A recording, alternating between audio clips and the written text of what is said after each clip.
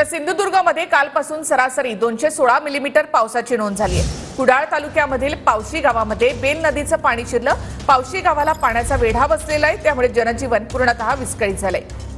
कमरेएवढं पाणी सध्या या सगळ्या भागामध्ये आहे। पावशी गावाला पाण्याचा वेढा बसलाय।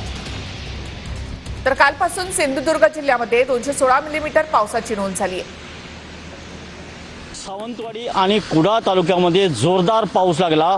कुडाळ तालुक्यातील पावशी या गावामध्ये आम्ही आहोत। आता आपण पाहू शकता जवळजवळ 24 तास होत झाले या घराणा जो आहे तो पाण्याचा वेढा पडलेला आहे। ही संपूर्णपणे शेती आहे, म्हणजे ज्या बळीराजाने मेहनत करून ही शेती जी केली आहे, एकूणच फार बिकट अवस्था सिंधुदुर्गवासियांची कालच्या ह्या पावसाने केली। आणि 24 तास होत आले तरी सुद्धा अजूनही सिंधुदुर्ग जिल्ह्यात सखल भागामध्ये त्याचबरोबर नदीलगतच्या गावांमध्ये अशी स्थिती पाहायला मिळते। कॅमेरामन नागनाथ सह महेश सावंत, टीव्ही 9 मराठी, कुडाळ, सिंधुदुर्ग।